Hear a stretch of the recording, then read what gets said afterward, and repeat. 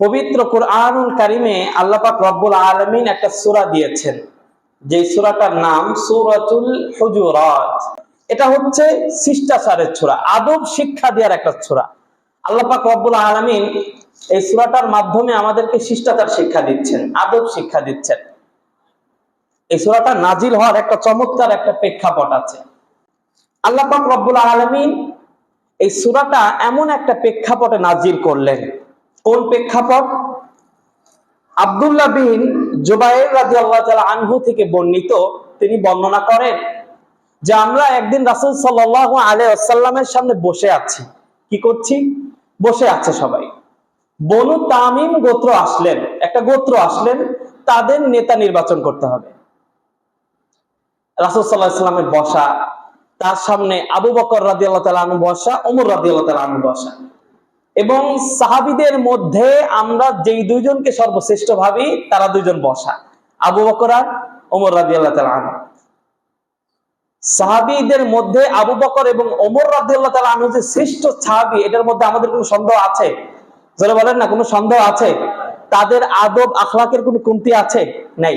কিন্তু ওই প্রেক্ষাপটেই আল্লাহ সূরাটা নাজিল করলেন। দেখেন, বনু তামিম গোত্র যখন রাসূল সাল্লাল্লাহু আলাইহি ওয়াসাল্লামের কাছে আসলেন, আবু বকর রাদিয়াল্লাহু তাআলা আনহু ওইখানে বলে ফেললেন যে তাদের নেতা নির্বাচন কাকা বিন মাবাদকে করা যেতে পারে। একজনের নাম বললেন, কাকা বিন মাবাদ। ওমর রাদিয়াল্লাহু তাআলা আনহু আবার তার পাশ থেকে বললেন তাদের নেতা নির্বাচন আকরা বিন হাবেসকে করা যেতে পারে। রাসূল সাল্লাল্লাহু আলাইহি ওয়াসাল্লাম কিন্তু বসা, কিন্তু কথা বলছে কারা? তারা দুইজন। কথা বলছে কারা? তারা দুইজন। এই এক পর্যায়ে আবু বকর রাদিয়াল্লাহু তাআলা আনহু বললেন, আমি বললাম একটা, তুমি বললে আরেকটা। এইভাবে তাদের কথাটা একটু রাসূল সাল্লাল্লাহু আলাইহি ওয়াসাল্লামের সামনে একটু উঁচু হয়ে গেল, মানে একটু আওয়াজ হয়ে গেল। আল্লাহ পাক রব্বুল আলামিন সঙ্গে সঙ্গে আয়াত নাজিল করলেন। বিষয়টা তো বুঝতে পেরেছি আমরা, প্রেক্ষাপটটা। মানে ওইখানে রাসূল সাল্লাল্লাহু আলাইহি ওয়াসাল্লাম বসা, তার সামনে একটু উঁচু গলায় কথা বলে ফেলেছে, আওয়াজ হয়ে গিয়েছে। ওই টাইমটাতে আল্লাহ পাক রব্বুল আলামিন নাজিল করে দিলেন, يا أيها الذين آمنوا لا تقدموا بين يدي الله ورسوله واتقوا الله إن الله سميع عليم يا أيها الذين آمنوا ও ঈমানদাররা লা তুকদ্দিমু অগ্রবর্তী হইও না, ও ঈমানদাররা তোমরা অগ্রবর্তী হইও না, বাইনা ইয়াদাইল্লাহ আল্লাহ ও রাসূল এবং তার রাসূলের উপরে। মানে আল্লাহ এবং তার রাসূলের সামনে তোমরা অগ্রবর্তী হইও না, মানে বেশি বুঝো না। ওয়াত্তাকুল্লাহ আল্লাহকে ভয় করো, ইন্নাল্লাহা সামিউন আলিম নিশ্চয়ই আল্লাহ সবকিছু শোনেন এবং তিনি সবকিছু জানেন। তাহলে বলেন তো, আল্লাহ এবং তার রাসূলের থেকে বেশি বোঝা যাবে? যারা বলেন না বেশি বোঝা যাবে। কিন্তু আমরা কিন্তু অনেক সময় বেশি বুঝি কি বুঝি না? রাসূলের প্রতি আমাদের আদব থাকে না, আল্লাহ কি বললো না বললো এটার দিকে আমরা তাকাই না, আমরাই বেশি বুঝি, ঠিক না? এটা কেন বললাম? আমরা যদি এই কথা যদি স্বীকারোক্তিই দিতাম আল্লাহ এবং আল্লাহর রাসূলের থেকে বেশি বোঝা যাবে না, তাহলে তাদের জীবন এবং আল্লাহর কথা এবং রাসূলের জীবনকে ফলো করতাম। কি বলেন? করতাম না? তারপরে দেখেন আল্লাহ বলতেছেন, ইয়া আইয়ুহাল্লাযীনা আমানু লা তারফাউ আসওয়াতাকুম ফাওকা সাওতিন নবী ওয়ালা তাজহারু বিল কওলি কাজাহরি বা'দিকুম লিবা'দিন আন তাহবাতা আ'মালুকুম ওয়া আনতুম লা তাশউরুন। ইয়া আইয়ুহাল্লাযীনা আমানু, দুইটাই আল্লাহ ঈমানদারদেরকে বলতেছেন, দুইটা শব্দের মাঝেই আল্লাহ ঈমানদারদেরকে ডাক দিয়েছেন, ও ঈমানদাররা লা তারফাউ আসওয়াতাকুম ফাওকা সাওতিন নবী, তোমাদের আওয়াজ যেন নবীর আওয়াজের উপরে চলে না যায়। বিষয়টা বুঝেছেন? আল্লাহ তার প্রিয় হাবিবকে কতটা ভালোবাসেন।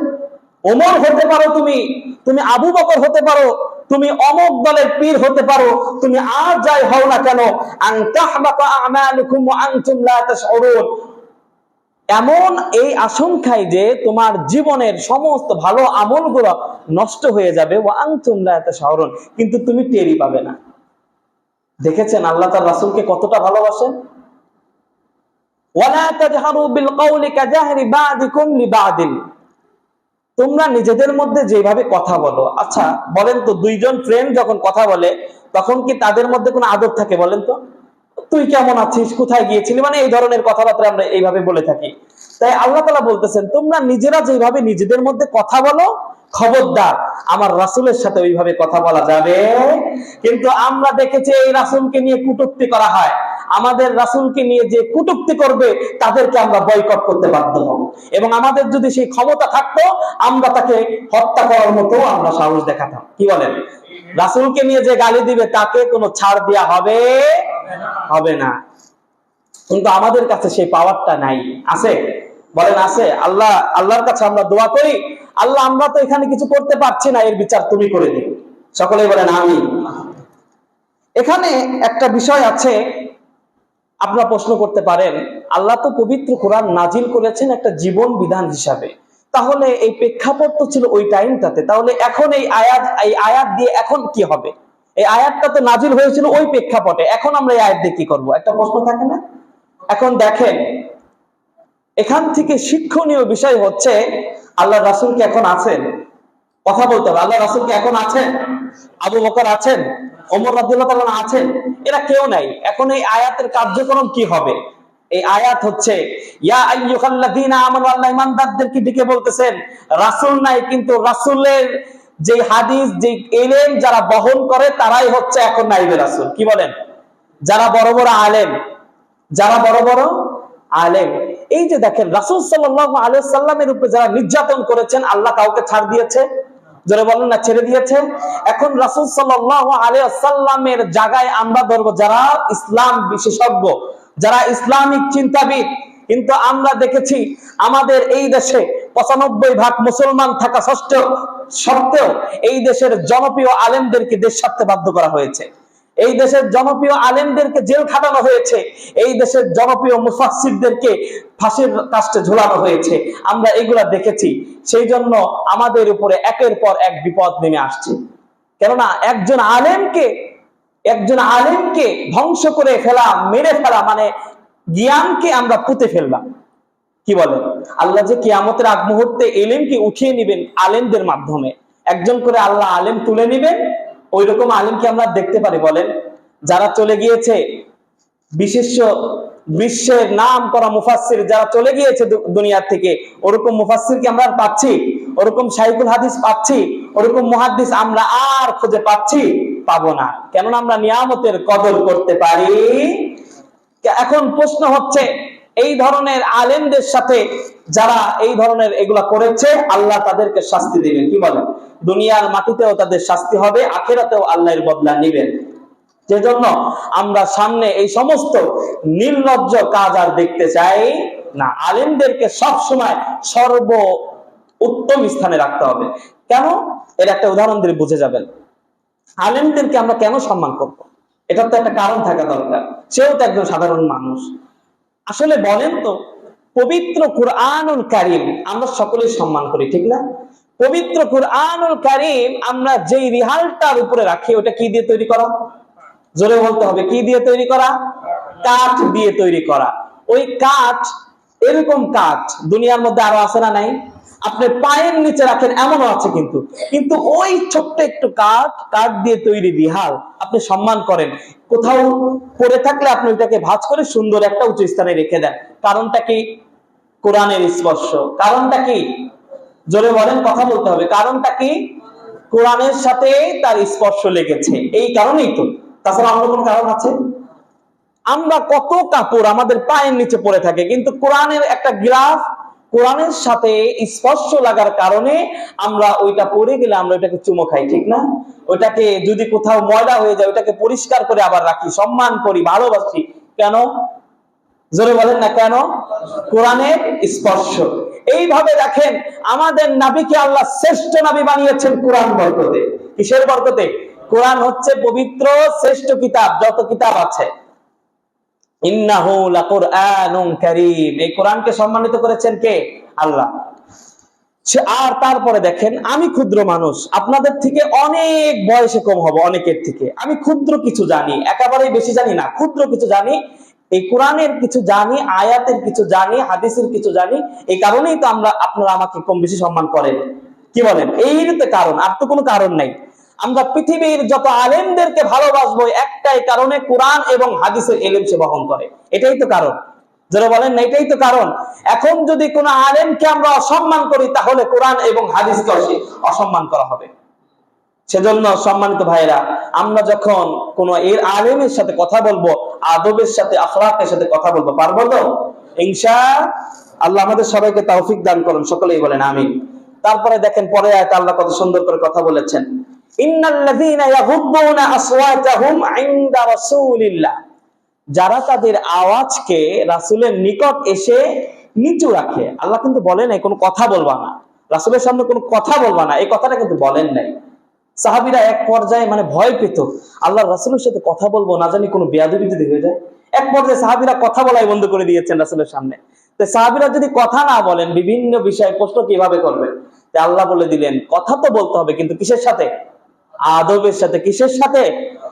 সূরা হুজুরাত, কুরআনুল কারীমের 49 নম্বর সূরা, আপনারা প্রত্যেকেই পড়বেন, দেখবেন আল্লাহ প্রতিটা আয়াতে আমাদেরকে আদব এবং শিষ্টাচার শিক্ষা দিয়েছেন। আল্লাহ বললেন, যারা আল্লাহ রাসূলের সামনে এসে তাদের আওয়াজকে নিচু রাখে, কি রাখে? জোরে বলেন না, কি রাখে? উলাইকাল্লাযীনা ইমতাহানাল্লাহু কুলুবাহুম, আল্লাহ তাদের অন্তরকে বাছাই করেছেন লিত্তাকওয়া, তাকওয়ার জন্য। সুবহানাল্লাহ বলবেন না?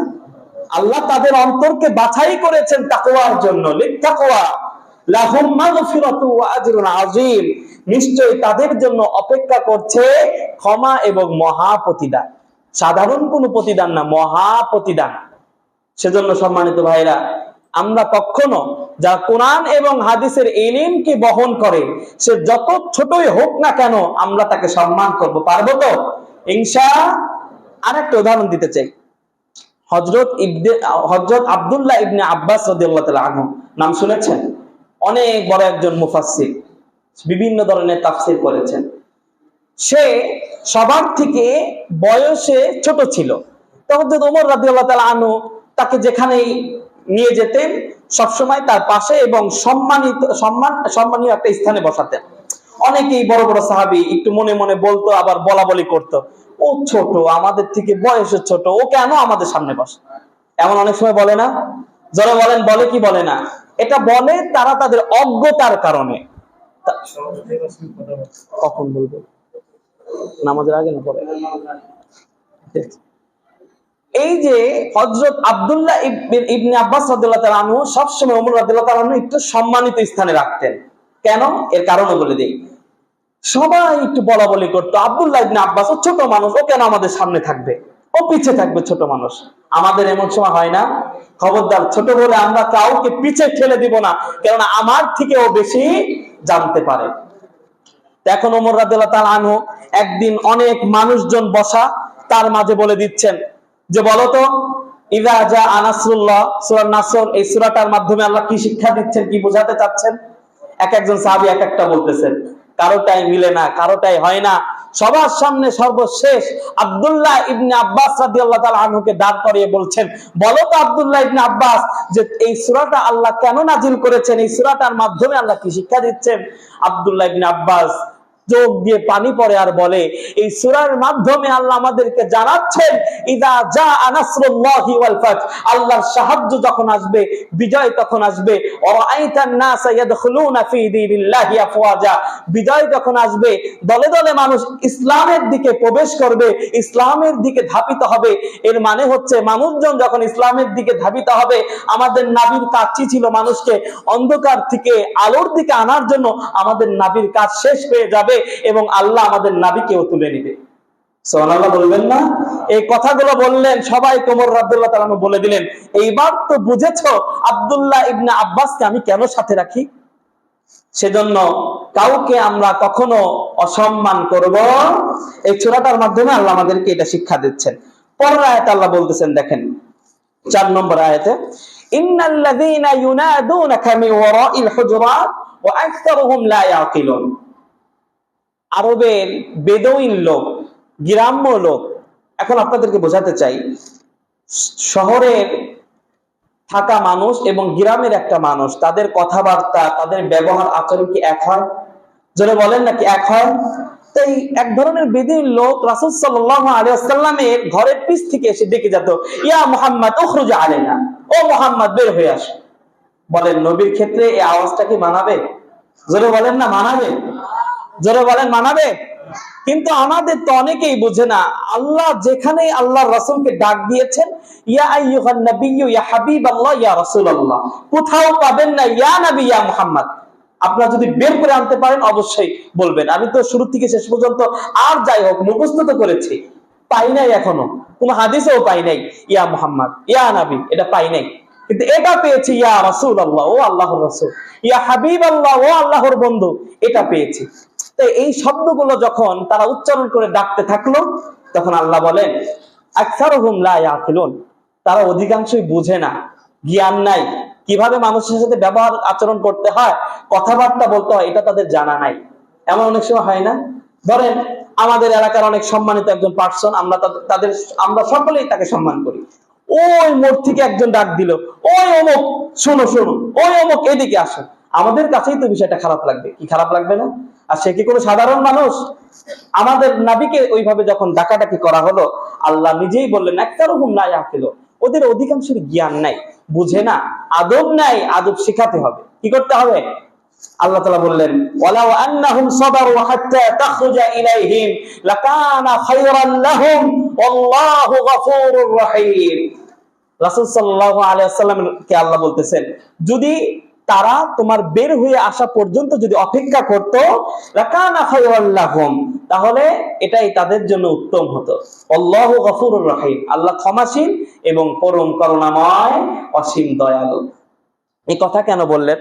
কেননা তাদের একটা আদব জানা ছিল না যে একজন মানুষকে আমি ডাক দিব, একটু অপেক্ষা করব, সে কোনো কাজে আছে হয়তো আসবে, এইভাবে ডাকাটা কি করে চলে যেত, একটু অপেক্ষা করতো না। তার মানে আল্লাহ এখানে আমাদেরকে শিক্ষা দিচ্ছেন, কোন মানুষের দরজার সামনে গিয়ে একবার ডাক দিয়ে আদবের সাথে অপেক্ষা করতে হবে। কি করতে হবে? সালাম দিতে হবে। অন্য জায়গায় আল্লাহ বলেছেন সালাম দেওয়ার কথা। এটা আল্লাহ কুরআন দেখেন আমাদেরকে সবকিছু শেখায়। একজন মানুষের বাসার সামনে যে কি করব এটাও আমাদেরকে শেখায়। সে ঘরের মধ্যে কোনো কাজেও থাকতে পারে, সেজন্য আমরা কখনো কারো দরজার সামনে গিয়ে উচ্চ স্বরে ডাকাডাকি করব, সে একটা আতঙ্কের মধ্যে পড়ে যাবে, হায় হায় কি যেন হয়েছে, ঠিক না? এটা আল্লাহ আমাদেরকে শিক্ষা দিচ্ছেন। আমরা পালন করতে পারবো তো ইনশাআল্লাহ? আল্লাহ আমাদের সবাইকে কবুল করুন, সকলেই বলেন আমিন। পরে আল্লাহ বলতেছেন, এটা অত্যন্ত গুরুত্বপূর্ণ একটা পয়েন্ট, ইয়া আইয়ুহাল্লাযীনা আমানু। দেখেন প্রত্যেকটা শব্দে আল্লাহ ঈমানদারদেরকে বলতেছেন, কেননা যারা জ্ঞানী, যারা উপর পর্যায়ের লোক, তাদের পরীক্ষাও তত কঠিন হয়। যারা জ্ঞানী তাদের পরীক্ষাও কি হয়? কঠিন হয় না? একজন মানুষ জানে আর একজন জানে না, দুজনের পরীক্ষা কি একভাবে নিবেন? ধরে বলেন না নিবেন? কেন? ও জানেই না, ওকে আমি কি পরীক্ষা নেব? ওর পরীক্ষা সহজ হবে। তাই আল্লাহ বলতেছেন, ও ঈমানদাররা, ইন জাআকুম ফাসিকুম, যখন কোনো সত্য ত্যাগকারী, ফাসিক কে বলেন তো? যে সত্যকে ত্যাগ করে তাকে ফাসিক বলা হয়। আরো ফাসিকের অনেকগুলো কারণ আছে বলার। তাই আল্লাহ নিজেই বলতেছেন, যখন কোন সত্য ত্যাগকারী তোমাদের কাছে এসে কোন খবর দিবে, কোন সংবাদ দিবে, তোমরা কি করবা? ইন জাআকুম ফাসিকুম বিনাবাইন ফাতাবায়ানু, তোমরা ওইটাকে যাচাই করবা। কি করবা?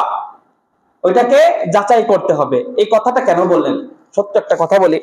ধরেন আপনি বাজারে গিয়েছেন, একজন লোক এসে আপনাকে ধাপ করে একটা কথা বললো আপনার সন্তানের সম্পর্কে বা আপনার পারিবারিক জীবনে যারা আছে তাদের সম্পর্কে একটা কথা বললো, কিন্তু কথাটা সত্য নয়। আপনি কি করলেন? ওই কথার কারণে আপনি এসে তাদের উপরে ওই রাগটা ঝাড়লেন। যখন আপনি জানতে পারবেন ওই লোকটা মিথ্যা কথা বলেছে, মিথ্যা সংবাদ দিয়েছে, তখন আপনি আপনার কাজের উপরে লজ্জাবোধ করবেন কি করবেন না? যারা বলেন না, লজ্জাবোধ করবেন করবেন না? আপনার মনে মনে করবেন, আহা আমি যদি একটু যাচাই করে নিতাম তাহলে আমার ধরা এটা হতো না। তা আল্লাহ নিজেই বলতেছেন, ইন জাআকুম ফাসিকুম বিনাবাইন ফাতাবায়ানু আন তুসবিহু কওমান বিজাহালাতিন ফাতুসবিহু আলা মা ফাআলতুম নাদিমিন। যখন কোনো ফাসিক ব্যক্তি তোমাদের কাছে যে কোনো সংবাদ দিবে, ওইটাকে যাচাই করবে এই আশঙ্কায় যে পরবর্তীতে তুমি কোনো কওমের উপরে আক্রমণ করলে যেন তুমি তোমার কাজের উপরে লজ্জাবোধ না করো। আমরা যেন আমাদের কাজের প্রতি কোনো লজ্জাবোধ না করি, একজন নির্দোষ মানুষের গায়ে যেন আমরা হাত না দেই। সেজন্য যারা বিচার ব্যবস্থায় আছে, সাক্ষী যেন ভালোভাবে যাচাই করে নেয়। কি বলেন? আমরা তো সাক্ষীও টাকা দিয়ে কিনে নিই, ঠিক না? সেজন্য এই ক্ষেত্রে আল্লাহ যেন আমাদেরকে সঠিক বিচার করার মতো তৌফিক দান করেন, সকলেই বলেন আমিন। মোটামুটি এই সূরাটার মাধ্যমে আল্লাহ আমাদেরকে শিক্ষা দিতে চাইলেন ভদ্রতা, সভ্যতা এবং শিষ্টাচার আমাদেরকে শিক্ষা দিলেন। এখন একটা কথা বলেন, যতটুকু আলোচনা করলাম আল্লাহ বলেন তো প্রত্যেকটা ওয়ার্ডে ওয়ার্ডে আল্লাহ আমাদেরকে কি শিক্ষা দিয়েছেন? আদব শিক্ষা দিয়েছেন। কি বলেছেন? আদব শিক্ষা দিয়েছেন। কোন বেয়াদবকে রাসূল সাল্লাল্লাহু আলাইহি ওয়াসাল্লাম পছন্দ করেন না, আর রাসূল সাল্লাল্লাহু আলাইহি ওয়াসাল্লাম যাকে পছন্দ করে না আল্লাহও তাকে পছন্দ করে। সেজন্য কিয়ামতের ওই ময়দানে সব থেকে বড় আমল দেখা যাবে, সবার সামনে ফুটে উঠবে, এটা হচ্ছে মানুষের ভালো আদব। মানুষের ভালো, বলেন তো রাসূল সাল্লাল্লাহু আলাইহি ওয়াসাল্লামকে সবাই ভালোবাসতেন, মহাব্বত করতেন, বড়রা স্নেহ করতেন। এর একটা কারণই হচ্ছে রাসূল সাল্লাল্লাহু আলাইহি ওয়াসাল্লাম কারোর সাথে কখনো বেয়াদবি করেন, কখনো কাউকে কষ্ট দেন নাই। সেজন্য আমরা সেই নবীর উম্মত, আমরা কি কারোর সাথে বেয়াদবি করব? জোরে বলেন না করব? বিশেষ করে আমাদের যুবক শ্রেণী যারা আছে, আমাদেরকে এখান থেকে অনেক কিছু শিক্ষার আছে। একটা মুরব্বী লোক না বুঝে অনেক কিছু করেই ফেলতে পারে, খবরদার তার সামনে তুমি সাউন্ড করে কথা বলবে। সে যদি অন্যায় করে, তোমার উপরে অন্যায় করে, সে তার কাজের জন্য পরে লজ্জাবোধ করবে। আবার আমাদের অনেক মুরব্বীরাও আছে, আমরা শুধু সম্মান নিতে চাই, সম্মান দিতে চাই, এমন আছে না? এমনও লোক আছে, নাম বলবো না, ওই মুখের ছেলে আমার সামনে দিয়ে হেঁটে গেল, আমাকে সালামও দিল না। সালাম কি আল্লাহ কারোর জন্য নির্দিষ্ট করে দিয়েছেন? সবার উপরেই আল্লাহ সালাম দিতে বলেছেন। যে সালাম দিল সে বেশি নেকি পাবে, না যে জবাব দিল সে বেশি নেকি পাবে? জোরে বলেন না, লাভ কোনটাই বেশি? সেজন্য আমরা একটা শিশুকে যখন আমরা তার সাথে আদব আখলাকের সাথে সুন্দরভাবে কথা বলবো, অটোমেটিকলি ও আপনার প্রতি ভালোবাসা দেখাতে বাধ্য হবে। কি বলেন? এই কথাটাকে আমি বানিয়ে বললাম? মানুষকে কখনো টাকা দিয়ে কেনা যায় না, কিন্তু ব্যবহার আচরণ দিয়ে মানুষকে কি করা যায়?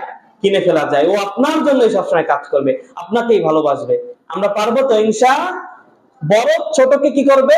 স্নেহ করবে, আর ছোট বড়কে সম্মান করবে। এটাই হচ্ছে আমাদের নবীর শিক্ষা।